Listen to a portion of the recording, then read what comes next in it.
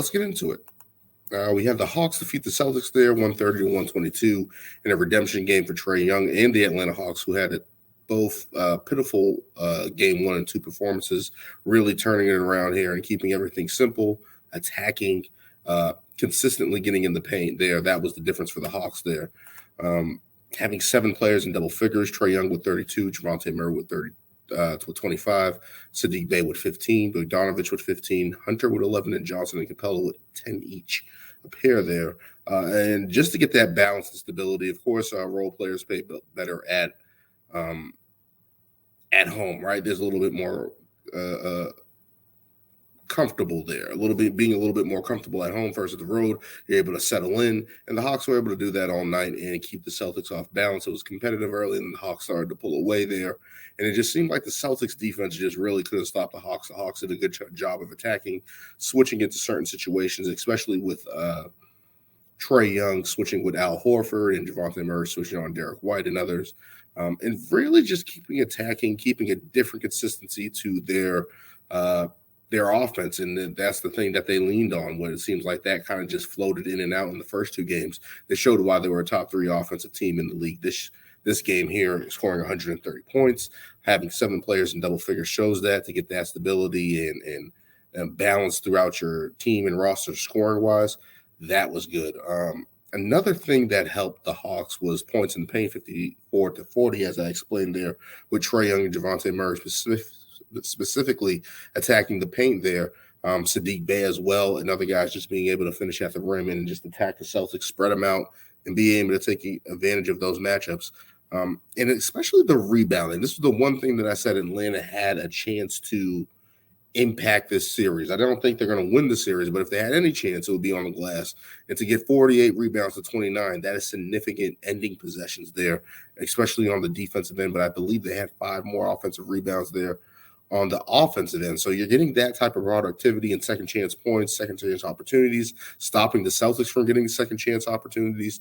That was going to be an advantage. Limit the possessions of the Boston Celtics to better your chances there in this series. And they were able to take game 3 here tonight, and that was a big game from Trae Young, able to turn it around and really have a good playoff game that he's usually not having, especially efficiency-wise there. But to get that type of win for Atlanta, you got to feel good. Moving on to the Boston side of things, Boston really played well on the offensive end there. I think they had 15 threes in the first half, and if you look there, they had 6 in the second half. So you're sitting there going, why did they lose this game? But it's weird because Jason Tatum had 29 and 10, Jaylen Brown had 15, Marcus Smart had 24 and 8, 5 for 11 from 3, Malcolm Brogdon with 17 and 5, and even Grant Williams had a showing, having 14 points, who has been out of the rotation towards the end of the season. Was able to chip in here with 14, and you're just wondering, how did the Celtics lose this game, right? I believe they gave up 70 points in the first half there. That's tough to overcome. You can't really do that. I don't care who you are. Even if you're one of the best defensive teams in the league, you can't do that. That's not going to help you. And even at times where I felt like the Celtics could have climbed back in and got it done, I believe they got it close to 2 in the fourth quarter and just couldn't get any closer there. The Hawks were able to continuously attack Al Horford late with Trae Young and Javonte Murray just attacking, scoring late.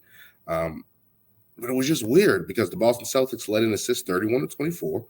You lead that category, you're creating more opportunities. You think everything's going to go fine. Leading in steals 11 to 5, so you're creating more turnovers for your team. And then they had more threes, 21 to 15. In the free throw battle, I think the Hawks only made 2 more free throws, but they were roughly around the same attempts there. So you're just like, how did the Celtics not pull this off? And how they didn't pull it off was, one, they didn't get on the glass. That was one of the things. If you're not going to rebound in this league, I don't care who you are, it's going to be tough to win. And the Celtics proved that. Despite leading in all those categories on the offensive end, you're not rebounding, you're not defending at a high level, teams will beat you. And that was that case tonight for the Boston Celtics. They got to figure it out. Well, not even figure it out. They just got to play with energy and a little bit more focus there on the defensive end, especially because if their offense is there. We've seen that all season. We know the Celtics offense there, especially with Brown and Tatum. When those guys get going, they're going to be a good offensive team. It's their defense that they need to rely on. Mark Smart, Derek White, Al Horford, helping those switches on Al Horford a little bit more, things of that nature. and get game 4, because you don't want to get trapped in Atlanta and end up going home with a 2-2 record going back home when you know you could have took business in Atlanta. You know you could have took business in Atlanta. And that leads me to my final point on this.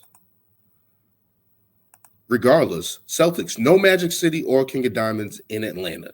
Go straight to the hotel. Do not waste no time. You do not want to go back home 2-2 tied in the series against Atlanta. You want to finish this up and get it out the way.